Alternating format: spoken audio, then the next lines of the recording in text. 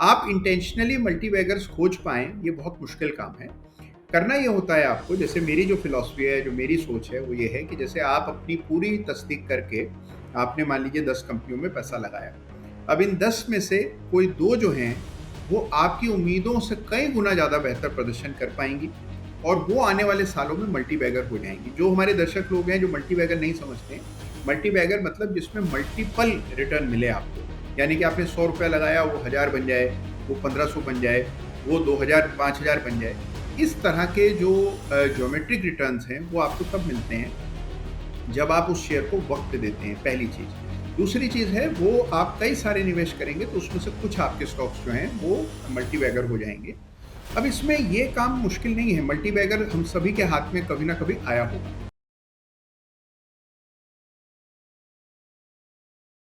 नमस्कार दोस्तों, मैं आपका होस्ट चेतन पंचामिया। ब्रांड न्यू एपिसोड चार्ट की बात में वापस आया हूं और इस हफ्ते हम लोग खोजेंगे आज के स्टॉक्स के हीरो। और हमारे साथ है आज के गेस्ट कुणाल सर, जो नहा स्वेबी रजिस्टर्ड आरए है, but he has got lot off hats.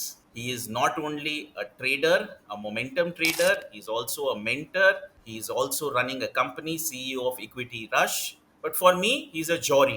He finds diamonds out of the stocks. So this week's charts में कौन से स्टॉक डायमंड्स निकलेंगे, वो कुणाल भाई के साथ. कुणाल भाई, वेलकम टू द शो.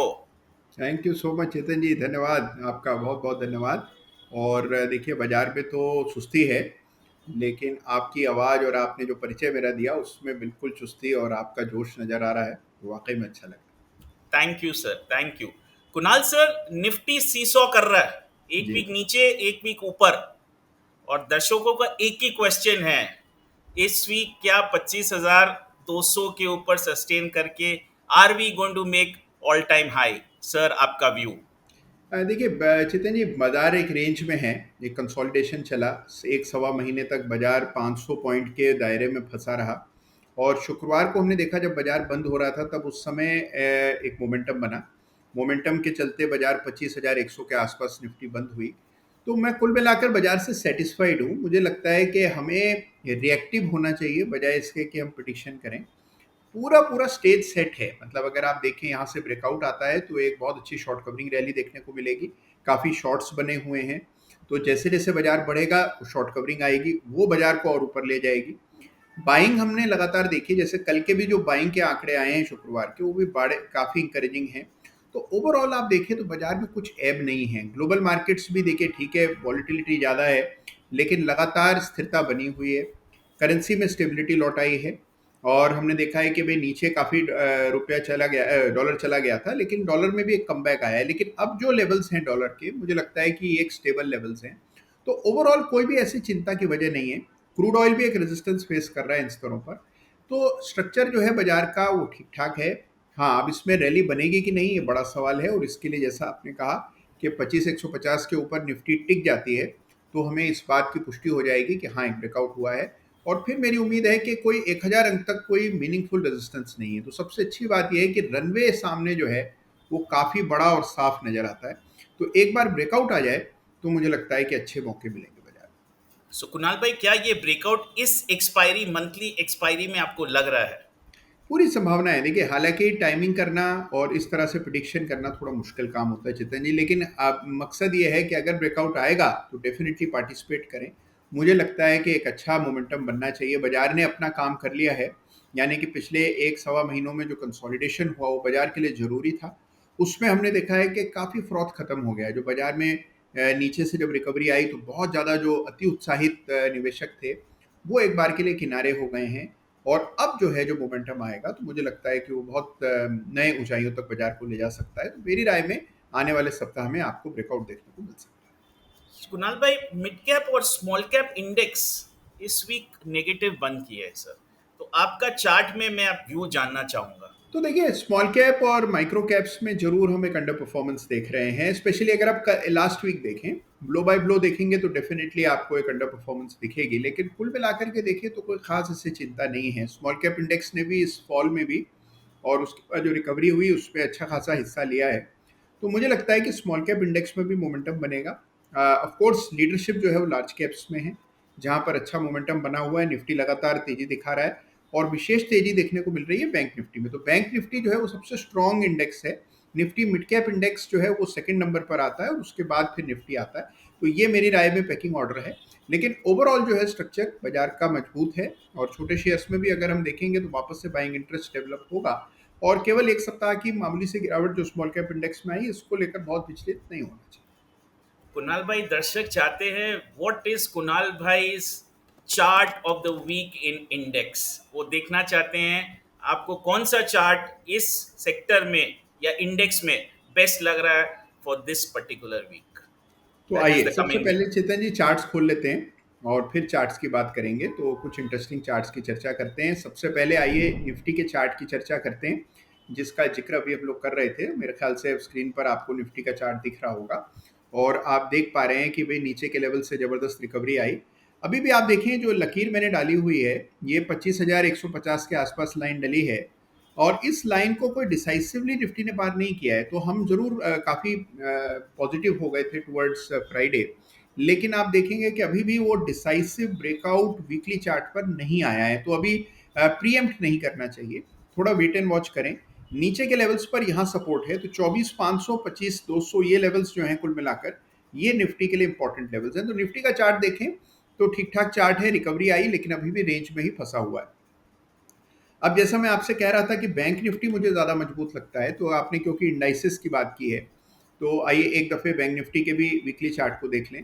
तो ये बैंक निफ्टी का वीकली चार्ट है। यहाँ पर एक बड़ा ब्रेकआउट आया था अप्रैल में, उसके बाद से हम तेज़ी देख रहे हैं और वो तेज़ी बदस्तूर जारी है। तो बैंक निफ्टी में कोई कमी नहीं आई है। एक चीज़ आप नोटिस करेंगे कि कैंडल्स की जो साइज़ है, जैसे अगर आप पहले की कैंडल की साइजेस देखिए और अभी जो हाल फिलहाल में कैंडल्स की साइजेस हैं वो बहुत ज़्यादा चेंज हो गई हैं। यानी वॉलिटिलिटी क्वेश्चन जो है बाजार का और स्पेशली मिड कैप इंडेक्स का, स्मॉल कैप इंडेक्स का, बैंक निफ्टी का बढ़ गया है। तो ऐसे में थोड़ी सावधानी बरतने में हर्ज नहीं है। एक बड़ा स्टॉप लॉस रखें लेकिन स्टॉप लॉस जरूर रखें, तभी आप इस बाजार में ऑपरेट करना कर पाएंगे। अन्यथा जिस प्रकार का न्यूज़ फ्लो है, कभी कोई देश दूसरे देश पे जंग कर रहा है, कभी कोई मिसाइल छोड़ रहा है, तो ऐसी स्थिति में बड़ी आसानी से स्टॉप लॉस हिट हो जाते हैं। तो एक बड़ा लिबरल स्टॉप लॉस रख करके आप मार्केट्स को ट्रेड कर सकते हैं। ये आपके सामने बैंक निफ्टी है जो मेरी राय में अभी सारे इंडाइसिस में सबसे मजबूत चार्ट है। इतनी मजबूती आपको निफ्टी फिन कैप, बस माफ कीजिए, निफ्टी फाइनेंशियल सर्विसेज इंडेक्स में भी मिलेगा। तो ये निफ्टी फाइनेंशियल सर्विसेज यानी कि एनबीएफसी सेक्टर का जो इंडेक्स है, कमोबेश ये इंडेक्स भी बिल्कुल बैंक निफ्टी की तर्ज पर लगातार तेजी और आउट परफॉर्मेंस दिखा रहा है। यहाँ एक गैप बना था कुछ समय पहले जिसको मैं रनवे गैप कहता हूँ, तो इसका स्ट्रक्चर भी बहुत मजबूत है। Nifty financial services, Nifty banking और निफ्टी, ये तीनों ही चार्ट मजबूत दिखते हैं। तो मेरी राय में चार्ट्स को अगर आप वीकली चार्ट असेस करें तो indices are on firm footing. Kunal भाई, एक क्वेश्चन आ रहा था, अगर आप वीकली चार्ट्स देख रहे हो तो पावरफुल 3 वीक पहले बुलिश कैंडल बना था, रियल बॉडी बहुत ही पावरफुल था। लास्ट वीक ईरान और इसराइल के वॉर के कारण बहुत बड़ा नेगेटिव कैंडल बना, और इस वीक अगर आप देखें तो एक पॉजिटिव कैंडल बना लेकिन इनसाइड कैंडल बना है बैंक निफ्टी फिन निफ्टी में। तो आपके एक्सपीरियंस से क्या ये ईरान इसराइल वॉर के पहले अपने को अपसाइड का ब्रेकआउट मिलेगा, क्या वॉर खत्म होने के बाद ये ब्रेकआउट आएगा? देखिए मुझे लगता है कि कुल मिलाकर चेतन भाई देखें अगर आप बाज़ारों को और ये स्ट्रक्चर देखें मार्केट का, तो डेफिनेटली देखिए जो ईरान और इज़राइल के बीच में जो अभी जो नई जंग चल रही है इसको लेकर बाजार चिंतित था लास्ट वीक। लेकिन इस सप्ताह आप आते आते आपने देखा है कि काफ़ी हद तक बाजार नेगेटिव्स को डाइजेस्ट कर चुका है। ईरान का एक न्यूक्लियर प्रोग्राम है जिसको लेकर के हमेशा चिंता बनी रहेगी कि अगर एक न्यूक्लियर कंट्री जो है वो किसी इस तरह के संघर्ष में इन्वॉल्व हो तो उसके कॉन्सिक्वेंसेस हो सकते हैं। तो इसी को लेकर बाजार चिंतित है। लेकिन कुल मिलाकर अगर आप स्ट्रक्चर देखें मार्केट का, तो मार्केट ने कोई बहुत बड़ा रिएक्शन इस पूरे कॉन्फ्लिक्ट पर नहीं दिया है। अगर आप ये सामने आपके एक इंडेक्स का चार्ट है, आप देखिए केवल एक सिंगल रेड कैंडल आई है पिछले सप्ताह, इसके अलावा कोई बड़ा सेल ऑफ हमने नहीं देखा। तो इस खराब खबर को भी बाजार ने अपनी स्ट्राइड में लिया है, पॉजिटिवली लिया है और मार्केट ये मानता है कि ये जंग जो है इसके कोई बहुत लॉन्ग टर्म कॉन्सिक्वेंसेस नहीं होंगे। और ज़रूर तेल की कीमतों में उछाल आया, उसका एक असर आपको इंडेक्स पर देखने को मिला, लेकिन वो भी बहुत ज़्यादा लॉन्ग टर्म नहीं दिखता है। तो मेरी राय में ये जो न्यूज़ है इसको काफ़ी हद तक, जैसा अभी हमें पता है, अब कल कोई डेवलपमेंट हो जाए या आने वाले दिनों में कुछ ऐसा हो जाए जिसके बारे में आज हम तैयार नहीं है, तो डेफिनेटली उसका नेगेटिव इम्पैक्ट होगा। लेकिन जो अभी वर्तमान स्थिति है इसमें मैं ये मान करके चल रहा हूँ कि बाजार स्थिति को समझ चुका है और बहुत ज़्यादा चिंतित निफ्टी और बाकी इंडाइसेस इससे नहीं है। Thank you Kunal sir. And now if we are coming, एक मल्टी बैगर वर्ड हमने को सुनने मिलता है, जो कॉमन है राकेश झुनझुनवाला के साथ, पीटर लिंच के साथ, राधा कृष्ण जी के साथ। क्योंकि अगर आप उनका पोर्टफोलियो देखते हैं, उनका वेल्थ देखते हैं, तो उनका कंट्रीब्यूशन दो तीन स्टॉक से वेल्थ जनरेशन होता है, और वो स्टॉक मल्टीप्लाई होता है 20 टाइम्स, 50 टाइम्स, 100 टाइम्स, 200 टाइम्स। सो कुणाल भाई, टेक्निकल्स में अगर आप मेरे को बोले कि आपका जो मंत्र है मल्टी बैगर स्टॉक्स को पकड़ने का, तो क्या है? चेतन जी, मुझे ऐसा लगता है कि देखिए, कई बार मैं पार्टियों में जाता हूँ, किसी मान लीजिए किसी की शादी में आप गए तो दोस्त लोग मिल जाते हैं, जानकार मिलते हैं, कुछ लोग मुझे टीवी इत्यादि पे देखते हैं तो आ जाते हैं, तो उनका पहला सवाल यही होता है कि आप आज कैसे हैं, बाजार क्या लग रहा है, और दूसरा तीसरा सवाल ये रहता है कि भाई कोई एक मल्टी बैगर शेयर बता दीजिए। तो देखिए, हम ये उम्मीद रखते हैं कि मल्टी बैगर शेयर जो हैं वो कई सारे थोक के भाव मिलते हों। मल्टी बैगर शेयर्स जो हैं वो एक तरह का, आप देखिए कि परिणाम है, it is the culmination of years of hard work and a lot of Mrs. तो आप देखिए, बहुत गलतियां करने के बाद एक कोई शेयर ऐसा होता है जो मल्टी बैगर साबित हो जाता है। आप इंटेंशनली मल्टी बैगर्स खोज पाएं, ये बहुत मुश्किल काम है। करना ये होता है आपको, जैसे मेरी जो फिलॉसफी है, जो मेरी सोच है, वो ये है कि जैसे आप अपनी पूरी तस्दीक करके आपने मान लीजिए 10 कंपनियों में पैसा लगाया। अब इन 10 में से कोई 2 जो हैं वो आपकी उम्मीदों से कई गुना ज़्यादा बेहतर प्रदर्शन कर पाएंगी और वो आने वाले सालों में मल्टी बैगर हो जाएंगी। जो हमारे दर्शक लोग हैं जो मल्टी बैगर नहीं समझते हैं, मल्टी बैगर मतलब जिसमें मल्टीपल रिटर्न मिले आपको, यानी कि आपने 100 रुपया लगाया, वो 1000 बन जाए, वो 1500 बन जाए, वो 2000 5000 बन जाए। इस तरह के जो ज्योमेट्रिक रिटर्न्स हैं वो आपको तब मिलते हैं जब आप उस शेयर को वक्त देते हैं, पहली चीज़। दूसरी चीज़ है, वो आप कई सारे निवेश करेंगे तो उसमें से कुछ आपके स्टॉक्स जो हैं वो मल्टी बैगर हो जाएंगे। अब इसमें ये काम मुश्किल नहीं है, मल्टी बैगर हम सभी के हाथ में कभी ना कभी आया होगा। सबसे बड़ी लड़ाई चेतन जी ये है कि मान लीजिए आपने कोई शेयर खरीदा 100 रुपये पर, उसमें मल्टी बैगर बनने की संकेत आपको चार्ट पर नजर आए, आपको चार्ट अच्छा दिखता था, आपने खरीदा, आपकी उम्मीद के हिसाब से बढ़ा भी, 100 का वो 150 हो गया। अब जब 150 हुआ, उस समय आपको ये लगा कि 50% का रिटर्न आ रहा है इसमें। तो आपने ये सोचा कि क्यों ना अभी 50 रुपये ले लिए जाएं, क्योंकि आपको कहीं ना कहीं और नुकसान आ रहा होगा, या आपको 50 रुपये बहुत ज़्यादा लग रहे होंगे क्योंकि भाई आपने 100 रुपया लगाया, साल भर में मान लीजिए 50% का रिटर्न आ रहा है, तो बुरा क्या है, आप सोचते हैं बहुत अच्छा है, इसको ले लिया जाए। और आप 50%, 30%, 40%, 60%, जो भी आपकी टॉलरेंस लेवल है, आप उतना प्रॉफिट लेते हैं और शेयर से बाहर हो जाते हैं। बाद में वो शेयर 5 गुना, 10 गुना, 15 गुना हो जाता है। तो कहने को आपने मल्टी बैगर सही जगह पर पहचाना भी था, उसमें आपने हिस्सा भी लिया था, लेकिन क्या उसका वो पूरा मल्टी बैगर का जो मूव है उसको आप कैप्चर कर पाए? नहीं। बाद में बड़ा मलाल होता है कि यार हमने जल्दी बेच दिया, हम सोच ही नहीं पाए, हमें समझ नहीं आया। हालांकि चार्ट पर कोई संकेत बेचने का नहीं होता है, लेकिन जो प्रॉफिट होता है वो इतना ओवरपावरिंग होता है कि हम उस समय उसको ले लेते हैं। तो मुद्दे की बात ये नहीं कि मल्टी बैगर मिलेगा कि नहीं, मुद्दे की बात ये है कि मल्टी बैगर अगर मान लीजिए हमारे भाग्य से हमें मिलता भी है तो क्या हम उसको पूरा राइड कर पाते हैं। तो सबसे बड़ा चैलेंज जो है इन्वेस्टिंग में, वो है टू राइड योर विनर्स, यानी कि जिस शेयर में आपको प्रॉफिट आ रहा है, क्या आप उसकी पूरी रैली या कम से कम रैली का जो सब्सटेंशियल पार्ट है उसको आप कैप्चर कर पाते हैं कि नहीं। तो इसके लिए थोड़ी माइंड ट्रेनिंग की ज़रूरत है, और थोड़ा एक कॉन्सेप्ट होता है जिसको मार्शमेलो इफेक्ट कहते हैं, जिसका मतलब है कि भाई आप तुरंत किसी चीज़ को ना भोगें, कंजम्पशन को थोड़ा पोस्टपोन कर दें, ग्रेटिफिकेशन को पोस्टपोन कर दें, और कुछ समय के लिए अपने विनर्स को होल्ड करे रहें, तभी आपको बड़े रिटर्न्स मिलते हैं। तो ये साइकोलॉजी से जुड़ा मामला है और इसमें थोड़ा प्रोफेशनलिज्म चाहिए। जो नया ट्रेडर होता है, नया इन्वेस्टर होता है, पहली बार जब उसको पैसा बनता है या पहली दूसरी बार बनता है, तो उस पर इतना दम नहीं होता, उसमें इतना धैर्य नहीं होता कि वो प्रॉफिट को इतने लंबे समय तक रख पाए। तो मेरा अनुभव ये कहता है कि अगर मान लीजिए आपने 100 रुपये पर कोई शेयर खरीदा, वो बहुत अच्छा चल रहा है, जैसे ही 30, 40, 50 रुपये बढ़ेगा तो आप निश्चित रूप से उसमें प्रॉफिट बुक कर लेंगे। It takes lot of training and conviction to hold on to winners. तो जो चीज़ सबको सीखनी चाहिए, जिस पर हम सबको फोकस्ड होना चाहिए, वो ये है कि जो हमारे विनर्स हैं, अगर हम एक ट्रेलिंग स्टॉप लॉस के साथ या किसी तरह के एग्जिट मैकेनिज्म के साथ उसमें बने रहते हैं, तो आप देखते हैं कि आपको बड़े रैलीज मिल जाती हैं, और बड़ी रैलीज मिल गई तो आप एक अलग लेवल पर पहुंच जाते हैं। अगर साल में एक निवेश भी आपका बड़ा करिश्माई मूव दे जाए तो यू आर थ्रू, आपका पूरे साल का रिटर्न वो एक शेयर जो है, एक इन्वेस्टमेंट आपका पूरा ठीक कर देता है। लेकिन उसके लिए ज़रूरी क्या है कि आपको जो शेयर अच्छा परफॉर्म कर रहा है उस पर बने रहना है।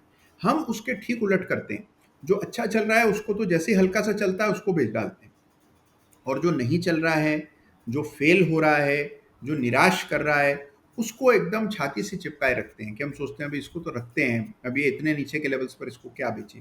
तो ये जो समस्या है, इसी का खामियाजा भुगतना पड़ता है। तो आप और मैं, हम सब मल्टी बैगर्स पहचान सकते हैं, और हमारे भाग्य में मल्टी बैगर आते ही आते हैं। जैसे अब देखिए, मैं आपको एक एग्जांपल देता हूँ। डिफेंस स्टॉक्स जो हैं, अब डिफेंस स्टॉक्स की थीम की चर्चा लगातार 3 सालों से हम लोग कर रहे हैं। हम सभी ने इस थीम को समझा, सभी ने इसमें हिस्सा भी लिया। कई सारे लोग मुझे ऐसे मिलते हैं जिनके पास बीईएल था, गार्डन रीच शिप बिल्डर था, कोचिन शिपयार्ड था, ये सारे शेयर्स लोगों के पास थे। लेकिन जैसे जैसे दाम बढ़े सब निकल गए। तो रखने की जो ताकत है वो मुझे लगता है कि आपको मल्टीबैगर तक पहुंचाए। थैंक यू कुणाल भाई। हमारे एक गुजराती में सेइंग है, जे જે મોંઘું હોય શેર એ એકચ્યુઅલી સસ્તું છે, અને જે જે શેર સસ્તા હોય એ મોંઘા છે. So you have clearly defined that whatever is expensive, जो वाह, बहुत मार्केट बढ़िया। बढ़ रहा है एक बार उसको इसको रिपीट होल्ड करिए करिए, चेतन जी, बड़ी काम की चीज बताई आपने। और जो गिर रहा है उसको बेच दीजिए.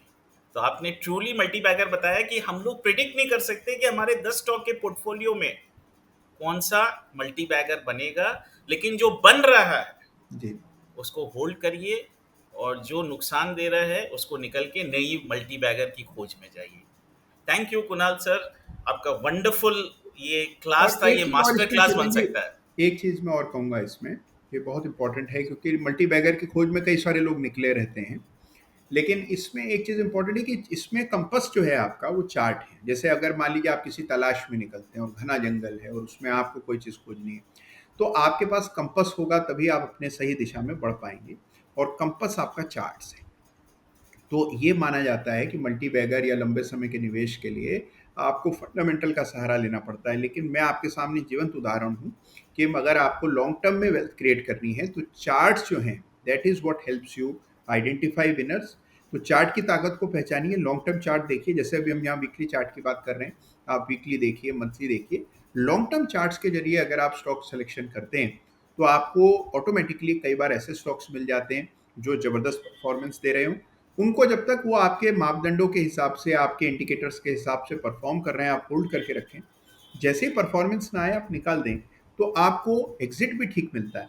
देखिए सबसे इंपॉर्टेंट क्या है, entry is a hope, exit is a decision. तो एंट्री तो देखिए क्या है कि हम कर ही लेते हैं, हम सबने अच्छी अच्छी एंट्रीज अच्छे अच्छे शेयर्स में की होती है। आप 10-5 लोगों के साथ किसी गोष्ठी में बैठे तो कोई ना कोई साहब बताने लगते हैं कि मैंने मैंने तो ये फला शेयर तब खरीदा था जब 20 रुपए का था, आज 2000 रुपये का हो गया है। मैंने ये शेयर 5 रुपए का खरीदा था, आज देखो कहाँ।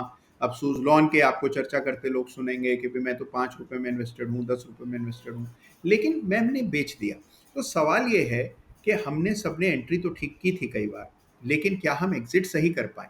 तो मेरा ये कहना है कि चार्ट का इस्तेमाल करके आप अपनी एग्जिट पर बल दीजिए, उसको और परिपक्व कीजिए, तो आप देखेंगे उसका आपको बड़ा फायदा होगा। तो चार्ट्स का इस्तेमाल कीजिए, एंड मल्टी बैगर की कामना मत कीजिए। मेरा ये कहना है कि मल्टी बैगर की कामना करना एक बात है, मल्टी बैगर का सामना करना दूसरी बात। तो कामना तो हम सब करते हैं कि हमारी झोली में मल्टी बैगर आए, लेकिन जब सामने से मल्टी बैगर आ जाएगा तो क्या आप उसको उतने समय तक रख पाएंगे, ये है सवाल। Very well said, very well said Kunal sir. So Kunal भाई, let's come down to the queries. Customers की बहुत अच्छी अच्छी क्वेरीज रहती है, और पहला वाला भारती एयरटेल. आप बताइए सर, चार्ट क्या बोल रहा है? ऑलरेडी मल्टी बैगर बना हुआ है, अब क्या बता रहा है सर? देखिए मुझे एक बड़ी अच्छी आउट परफॉर्मेंस भारतीय एयरटेल से दिखती है, और कुल मिलाकर के अगर आप देखें तो निफ्टी की तुलना में भारतीय एयरटेल ने आउट परफॉर्म किया। एक रेक्टेंगल पैटर्न वीकली चार्ट पर बना हुआ है जिसका ब्रेकआउट गए सप्ताह आया, और स्ट्रक्चर मजबूत है। मैंने दो लाइंस डाली हुई हैं, एक लाइन 1900 के इर्द गिर्द है, दूसरी लाइन 1550 के आसपास है। ये इसके लिए सॉलिड सपोर्ट है, और ये एक इमीडिएट रेजिस्टेंस थी ओवरहेड जो कि पार हुई। तो स्ट्रक्चर मजबूत है, आउट परफॉर्मेंस चल रही है। और आप देखिए कि निफ्टी के बनिस्पत 2023 से लगातार ये स्टॉक आउट परफॉर्म कर रहा है, अपनी गति से बढ़ता है। इसकी कैंडल साइजेस देखेंगे तो ऑप्टिमाइज्ड हैं, कभी भी बहुत बड़ी कैंडल्स नहीं दिखती हैं आपको। समय समय पर करेक्शन भी आते रहते हैं, यानी कि एक तरफा कोई रैली नहीं दिखती, हमेशा करेक्ट होकर के चलता है, तो बहुत स्टेबल प्राइस बिहेवियर देखने को मिल रहा है। 45 डिग्री के एंगल से अगर आप एक लाइन डालें, तो जो सबसे परफेक्ट ट्रेंड लाइन होती है उसके साथ ये बिल्कुल किनारे किनारे उस लाइन के चल रहा है। तो एक मजबूत स्ट्रक्चर है भारतीय एयरटेल का। हाँ, अब सवाल ये है कि इन स्तरों पर क्या बनता है। तो देखिए, स्टॉक में ऑलरेडी बड़ी रैली हमने देखी है। तो यहाँ पर एक ट्रेलिंग स्टॉप लॉस रखें, बहुत जरूरी है कि एक ट्रेलिंग स्टॉप लॉस रखा जाना चाहिए। सपोर्ट कहाँ है, 1800 के आसपास सपोर्ट है, तो इस स्तर को ध्यान में रखें। आउट परफॉर्मेंस है, एक बहुत ही स्ट्रॉन्ग चार्ट है भारतीय। सर, क्लासिकल टेक्निकल एनालिसिस से ये एक ब्रेकआउट लग रहा है आपका पेरेंट या फ्लैग पैटर्न वीकली में। तो जी। पहला टारगेट क्लासिकल टेक्निकल एनालिसिस के हिसाब से इसका कहाँ आना चाहिए भारतीय एयरटेल? देखिए, यहाँ पर अनचार्टेड टेरिटरी में चितन जी स्टॉक ट्रेड कर रहा है, तो कोई पास्ट ऐसे रेजिस्टेंस नहीं है जिसके आधार पर हम लक्ष्य निकालें। लेकिन फिबोनाची, तो जहाँ पर आपको आप ऐसी स्थिति में होते हैं तो वहाँ फिबोनाची बहुत कारगर होता है। तो जैसे मिसाल के तौर पर ये जो करेक्शन आया था, इस पर अगर एक फिबोनाची डाल दिया जाए तो आपको अगले पड़ाव का कुछ अंदाजा हो जाएगा। तो मेरी राय में पहला लेवल जो है वो 2020 के आसपास का बनता है, और उसके बाद फिर 2200 का लेवल है। तो ये दो लेवल्स हैं जिनको जहन में रखें। Thank you, thank you sir. Next query है एजिस लॉजिस्टिक्स। जी। तो ये चार्ट है एजिस लॉजिस्टिक्स का, और हम देख रहे हैं कि यहाँ पर भी एक लंबा कंसोलिडेशन देखने को मिल रहा है। मैंने पहले से लकीरें डाली हुई हैं, और इनको थोड़ा और चेंज कर दूँ तो ये दायरा है। और ये दायरा जैसे ही आप चार्ट पर मार्क करते हैं तो चार्ट की बनावट, उसकी संरचना बिल्कुल साफ नज़र आती है। तो आप देखिए कि 670, 935 इस दायरे में स्टॉक ने लगभग 1.5-2 साल बिता दिए हैं। तो मेरी राय में देखिए, दायरा चल रहा है और बाजार में एक ट्रेंड चल रहा है। तो जहाँ पर भी ये ट्रेड ऑफ होता है, वहाँ पर आपको हमेशा ट्रेंडिंग स्टॉक के साथ या ट्रेंडिंग इंडेक्स के साथ जाना चाहिए। यहाँ पर मुझे लगता है कुछ और वक्त लग सकता है। ये लेवल्स पार हुए, बड़ा ब्रेकआउट हुआ, तो ज़रूर इसमें फिर से इस चार्ट को रिविजिट करना चाहिए। लेकिन फिलहाल के लिए मुझे लगता है कि इसमें दायरा रहेगा। नीचे के लेवल्स पर आपको बहुत अच्छे खरीदारी के मौके मिलेंगे, ऊपर के लेवल्स पर प्रॉफिट बुक करना चाहिए, और स्टॉक को समय देना चाहिए कि इसका एक कंसोलिडेशन का दौर पूरा हो। तो सर, ये अभी होल्ड करना चाहिए, लेट अस वेट। एक काफ़ी टाइम लग सकता है, जैसे ही करे तब उसमें अपने को सोच बनानी है। जी, बिल्कुल। और इसमें ये थैंक यू ध्यान सर। रखना चाहिए कि भाई देखिए, इस तरह के शेयर्स में ये बहुत अच्छा स्टॉक है, लॉन्ग टर्म के कंसोलिडेशन चल रहा है, तो आपको इरादा क्या है? देखिए, हर व्यक्ति शेयर अलग-अलग भावनाओं से लेता है। तो कोई व्यक्ति लंबे समय के लिए होल्ड करने के लिए लेता है, कोई पोर्टफोलियो इन्वेस्टमेंट की दृष्टि से लेता है, कोई ट्रेडिंग की दृष्टि से, कोई स्विंग ट्रेडिंग की दृष्टि से। तो एक राय सबके लिए कारगर नहीं होती। तो आपको ये देखना है कि आपने किस इरादे से इस शेयर में रुचि रखी है। अगर आप एक लॉन्ग टर्म इन्वेस्टर हैं, तो आपको बेहतर विकल्प मिल सकते हैं जहाँ ज़्यादा ट्रेंड चल रहा है। अगर आप बहुत सुपर लॉन्ग टर्म इन्वेस्टर हैं, तो ज़रूर इंतजार कर सकते हैं, और ये जो लेवल्स हैं इनका ख्याल रखें। Thank you. नेक्स्ट क्वेरी है आईडीएफसी फर्स्ट बैंक। जी, तो आईडीएफसी फर्स्ट बैंक की बात करते हैं। देखिए, ऑल्दो मैं जो मिड कैप बैंक्स हैं, विशेष रूप से जो मिड कैप प्राइवेट बैंक्स हैं, इनको लेकर के काफ़ी बुलिश हूँ। मुझे लगता है ये जो पूरा स्पेस है, इसमें हमने एक टर्न अराउंड देखा। जैसे ये आईडीएफसी फर्स्ट बैंक का चार्ट है, यहाँ पर अगर आप एक डाउनवर्ड पॉइंटिंग ट्रेंड लाइन डाल दें इस तरह, तो अगर मैं इस तरह की एक ट्रेंड लाइन डालूँ, तो मैं देखता हूँ कि भाई ये ट्रेंड लाइन जो है लगातार 3-4 बार वैलिडेट हुई, और इसका ब्रेकआउट हमने 2 सप्ताह पहले आते हुए देखा। तो ट्रेंड लाइन के ऊपर, यानी कि डाउनवर्ड स्लोपिंग चैनल के ऊपर अब ब्रेकआउट आ रहा है आईडीएफसी फर्स्ट बैंक में। तो इंटरेस्टिंग चार्ट है, और ये जो पूरा स्पेस है, इसमें कई सारे स्टॉक्स ऐसे हैं जिसमें हमने गए सप्ताह में अच्छी रिकवरी देखी, अच्छा लेवल आता हुआ देखा। इस स्टॉक ने एक अरसे तक बाजार को अंडर परफॉर्म किया है, याद रखिए। तो जब बाजार बढ़ रहा था, ये स्टॉक निरंतर गिर रहा था, और ये एक बार 55-56 के लेवल्स तक भी नीचे आया। लेकिन अब इसमें स्ट्रेंथ दिख रही है, और ये ट्रेंड लाइन टूटी है, तो जरूर स्टॉक का संज्ञान लेना चाहिए। यहाँ पर रिस्क रिवॉर्ड बहुत इंपॉर्टेंट है, तो अपने रिस्क को ध्यान में रखकर और लेवल्स का ख्याल रखकर, अब देखिए जो इंपॉर्टेंट लेवल चार्ट पर बनता है, मैं मार्क किए देता हूँ, वो मेरी दृष्टि में ये लेवल्स हैं, और ये 67 का लेवल है। तो 67 पे एक लाइन डाल दें, और ये रेखा मेरी राय में सबसे ज़्यादा इंपॉर्टेंट तो कुणाल भाई, अपनी इसको बोल पाएंगे, ये टर्न अराउंड स्टॉक हो रहा है, it is changing hands from the bears to the bulls? है। देखिए, डेफिनेटली एक वापस से आउट परफॉर्मेंस चेतन जी दिख रहा है, और स्टॉक ने एक अंडर परफॉर्म किया। उसके बाद हमने देखा कि सारे प्राइवेट बैंक्स के चार्ट सुधरे हैं, और कुछ जो बड़े वाले हैं उनमें तो हमने बड़ी रैली देख ली है। जो मिड कैप वाले बैंक स्टॉक्स हैं उनमें भी अब मोमेंटम दिख रहा है, और आईडीएफसी फर्स्ट बैंक थोड़ा लेगार्ड है इस सेक्टर में, लेकिन अब इसमें कुछ स्ट्रेंथ दिख रही है। तो इसको with a pinch of salt and with abundant caution मुझे लगता है अप्रोच करना राइट, थैंक यू। नेक्स्ट आते हैं टेक्समैको रेल। चाहिए। चलिए, तो देखिए रेल स्टॉक्स में भी हम देख रहे हैं कि अच्छा मोमेंटम है, और काफ़ी बड़ा सीवियर सिग्निफिकेंट करेक्शन आया। करेक्शन के बाद वापस से मोमेंटम बन रहा है। रेजिस्टेंसेस मल्टीपल हैं, हर लेवल पर रेजिस्टेंस फेस करनी पड़ेगी स्टॉक को। जैसे इस स्टॉक की बात करें तो एक रेजिस्टेंस मुझे यहाँ दिखती है, और उससे पहले एक कंजेशन जोन ये है। तो ये लेवल्स हैं इंपॉर्टेंट। तो मेरी राय में देखिए, एक तो 161 रुपये पर लाइन डाल दें, और एक 190 रुपये पर लाइन डाल दें। अब ये दो लाइनें जब पार होंगी तब आपको इसमें दिशा मिलेगी, यानी कि 190 के ऊपर निकलेगा तो फिर इसमें ताकत दिखेगी। तो ये स्ट्रक्चर स्ट्रॉन्ग माना जाएगा। इसमें भी गिरावट पूरी हो गई ऐसा दिखता है, लेकिन कंसोलिडेशन लंबा हो सकता है, तो थोड़ा सा संयम रखना पड़ेगा, थोड़ा धैर्य रखना पड़ेगा। और हाँ, 190 के ऊपर अच्छा मोमेंटम दिख सकता कुणाल भाई, ये बोला जाता है कि रेल स्टॉक्स बजट के पहले मूव करते हैं, है जी। तो क्या ये कंसोलिडेशन कैन गो टिल अक्टूबर नवंबर और फिर बजट की तैयारी में फिर नया कोई न्यूज़ फ्लो में कुछ हो? अच्छा, चेतन जी, मुझे लगता है क्योंकि अब बदल गया है ज़माना। क्योंकि देखिए, एक समय था रेल बजट आता था अलग से, तो तब रेल स्टॉक्स जो हैं वो आमतौर पर रेल स्टॉक्स रेल बजट के आसपास या उससे 2 हफ्ते पहले उनमें अलग सा एक मोमेंटम होता था, और फिर बजट आता था, उसमें कुछ खास तब्दीली होती नहीं थी, तो बजट के बाद फिर वो स्टॉक्स धाराशायी हो जाते थे, महीनों तक हाइबरनेशन में चले जाते थे। लेकिन अब वो ज़माना नहीं है। अब देखिए रेल भी बदल चुकी है हमारे यहाँ, और बड़े पैमाने पर काम हो रहा है, बहुत ग्रोथ हो रही है, बहुत डेवलपमेंट हो रहा है। तो उस लिहाज से देखें तो इनके दिन भी फिर गए हैं, और ये जो वैल्यूएशन भी हैं ये भी देखिए कितने रिवाइव। कब हमने सोचा था कि आरबीएनएल या टेक्स मैकोरेल इस तरह के बोरिंग स्टॉक्स में भी इस तरह का लेवल देखने को मिलेगा, लेकिन ये समय का फेर है कि आज आप देखते हैं कि इन लेवल्स पर ये स्टॉक्स हैं। तो मैं ओवरऑल सेक्टर पे बुलिश हूँ, लेकिन मुझे लगता है कि चार्ट के स्ट्रक्चर जो है पहले की तुलना में थोड़े कमज़ोर हो गए हैं। तो इसलिए, क्योंकि बड़ा रनअप भी आ चुका है, तो इसीलिए बहुत कॉशियसली और स्ट्रिक्ट स्टॉप लॉसेस के साथ ही आपको इसमें मौके तलाशने चाहिए। Thank you. चलते हैं नेक्स्ट स्टॉक। वेलनेस स्टॉक है जाइडस वेलनेस। हाँ, देखिए इस स्टॉक में एक बड़ा मोमेंटम हमने देखा। ऑल्दो सारे फार्मा स्टॉक्स अच्छा कर रहे हैं, जाइडस वेलनेस में भी एक बड़ा ब्रेकआउट आया, और ब्रेकआउट आने के बाद हमने बड़ा शार्प देखिए रन देखने को मिला है पिछले कुछ सप्ताह में। ये एक बार के लिए 1500 तक नीचे आ गया था। 1500 से 2000 आने में इसने कुछ खास वक्त नहीं दिया। अब ये 2000 के लेवल्स को पार कर जाए तो फिर आपको अगला रेजिस्टेंस यहाँ दिखता है। तो चार्ट पर अगर आप ये हॉरिजॉन्टल लाइंस ठीक से डाल दें तो आपको चार्ट रीडिंग बड़ी आसान और क्लियर हो जाती है।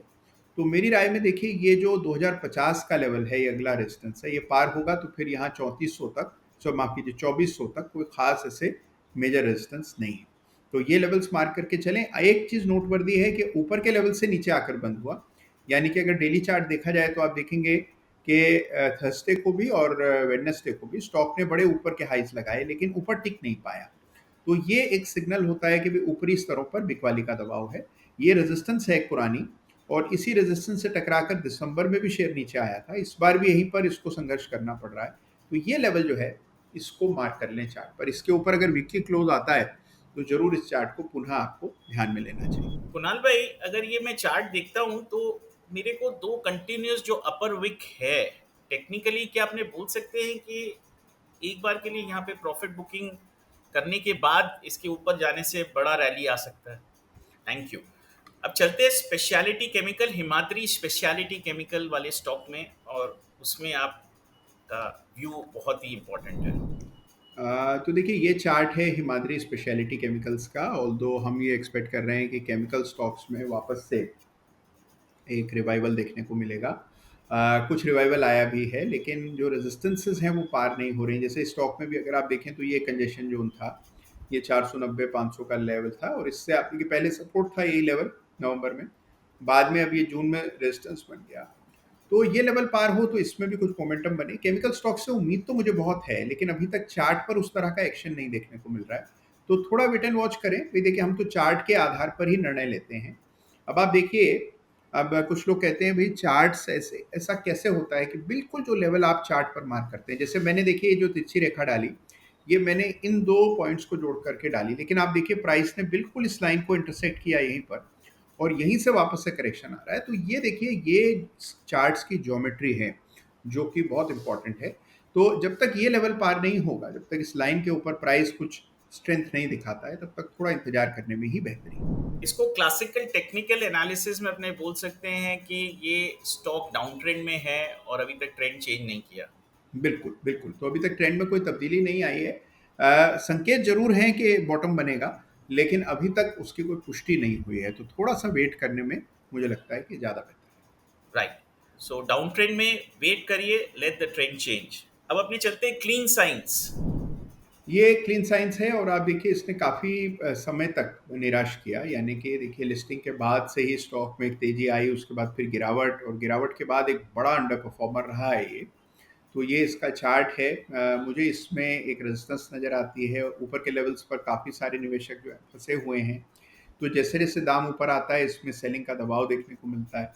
ये जो बैंड है, अब इसमें नीचे से रिकवरी तो बड़ी ही इंटरेस्टिंग और ज़बरदस्त हुई है, लेकिन ये जो लेवल्स हैं, यहाँ पर आप देखिए पिछले 3 सालों से अटके हुए सारे निवेशक जो हैं वो यहाँ पर सेलिंग का दबाव देंगे। तो मेरी राय में ये लेवल्स क्रिटिकल हैं। अब ये स्टॉक अगर 1550 से 1650 के ₹100 की खाई को पार कर जाता है, तब आपको इसमें एक मोमेंटम देखने को मिलेगा। तो थोड़ा वेट एंड वॉच करें। देखिए सबसे अच्छी बात हमारे बाज़ारों में क्या रहता है चेतन जी, हमारे पास विकल्पों का अभाव नहीं है। तो हमारे पास पैसा सीमित है, लेकिन हमारे पास ऑप्शंस जो हैं वो लिमिटेड हैं।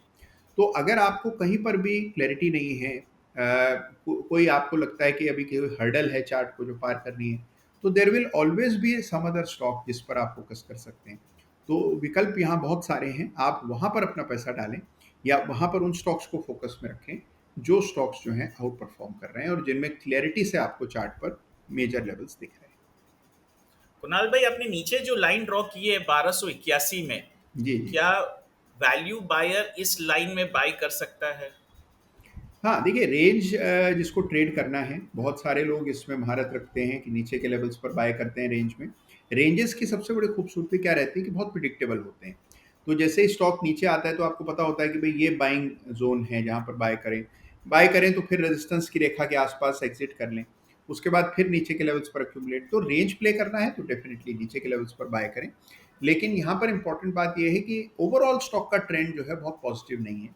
तो मैं यहाँ पर नीचे के लेवल पर भी एक्यूमुलेट की सलाह नहीं देता हूँ। मेरी राय में थोड़ा वेट एंड वॉच करें। ऊपर खरीदिए, जब ब्रेकआउट आ जाए, तेज़ी दिखा रहा हो स्टॉक तो ज़रूर महँगा ले लीजिए, लेकिन तभी खरीदिए जब चार्ट पर आपको क्लियर संकेत दिख right. Last stock APL Apollo.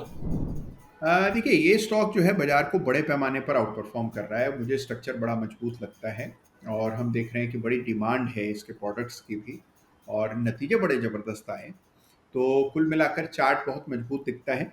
एक लंबा कंसोलिडेशन हुआ इस स्टॉक में भी और देखिए एक समय था निफ्टी नए हाइज़ बना रहा था 2023 और 24 में और एपीएल अपोलो रुका हुआ था। लेकिन अब इसमें हमें एक मोमेंटम दिखा। मोमेंटम के बाद कुछ करेक्शन, करेक्शन के बाद स्टॉक अब सपोर्ट के करीब ट्रेड कर रहा है। तो इंटरेस्टिंग चार्ट है और मेरी राय में डेफिनिटली आपके रडार पर होना चाहिए। अगर आप 25, 30, 50 शेयर को ट्रैक करते हो, तो आपकी सूची में एपीएल अपोलो को भी दाखिल कर लीजिए, क्योंकि मुझे ये चार्ट काफ़ी इंटरेस्टिंग, रोचक लगता है। मैंने एक लाइन डाली है 1730 के आसपास। ये रेखा आप ज़रूर चार्ट पर मार्क कर लें। ये आपके लिए इम्पोर्टेंट लाइन है और सबसे बड़ा सपोर्ट जो है वो 1350 के आसपास है। और ये क्योंकि हम लॉक चार्ट देख रहे हैं तो स्केल थोड़ा आपको अलग नज़र आएगा। ये इस तरह से आपको रेगुलर स्केल पे दिखेगा। कुणाल भाई, एक सवाल है, ये जो रीटेस्ट जो ब्रेकआउट लेवल्स का आता है, वहां पे क्या हमने इमीडिएट बाय करना है कि वेट करके फिर बाय करना है? देखिए कई बार ब्रेकआउट के बाद जैसे इस केस में आप देख रहे हैं कि ब्रेकआउट आया, ब्रेकआउट के बाद कुछ मोमेंटम आया और उसके बाद फिर कुछ पुल बैक आता है और कई बार अक्सर ऐसा देखने को मिला है। तो जब पुल बैक आता है तो फिर देखिए क्या होता है, स्टॉप लॉस करीब हो जाता है, स्टॉप लॉस बहुत ज़्यादा दूर का नहीं रखना पड़ता है। तो आपका रिस्क रिवॉर्ड सुधर जाता है। मान लीजिए आपने ब्रेकआउट कैंडल पर भी बाय किया होता, तो भी आपका स्टॉप लॉस काफ़ी नीचे रहता है। लेकिन अगर आप नीचे करेक्शन पर बाय कर रहे हैं तो आपका स्टॉप लॉस जो है वो पास का हो जाता है। तो रिस्क रिवॉर्ड के लिहाज से करेक्शन में या पुल बैक में एंट्री करना फ़ायदेमंद रहता है। लेकिन कई बार क्या होता है कि पुल बैक आता नहीं और आप पुल बैक की उम्मीद में अगर ब्रेकआउट को छोड़ दें, तो बाद में फिर अवसर ही नहीं मिलता है। तो ये भी कई बार रहता है। लेकिन अगर आप सोच समझ के, अगर आपकी रणनीति का हिस्सा ये है कि हमेशा पुल बैक पे ही बाय करना है, तो फिर इत्मीनान से बाय करने का वेट करिए, नीचे के लेवल्स पर बाय करिए, जहाँ स्टॉप लॉस छोटा हो, रिस्क कम हो, वहाँ एंट्री लें, ज़्यादा बेहतर है। गुलान भाई, व्हाट अ जर्नी आज। हमने 35 मिनट्स में we have covered as many stocks, as many index. Wonderful to be with you today.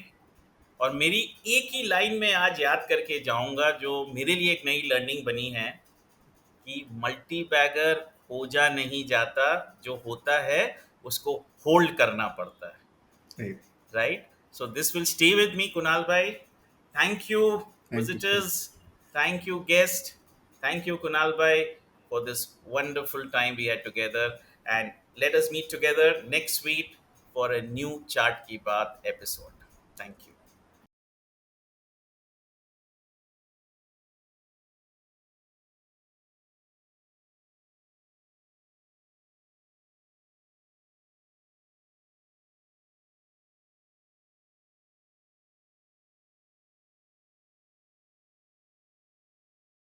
Investment in securities market are subject to market risks. Read all the related documents carefully before investing. Please read the risk disclosure documents carefully before investing in equity shares, derivatives, mutual fund, and or other instruments traded on the stock exchanges.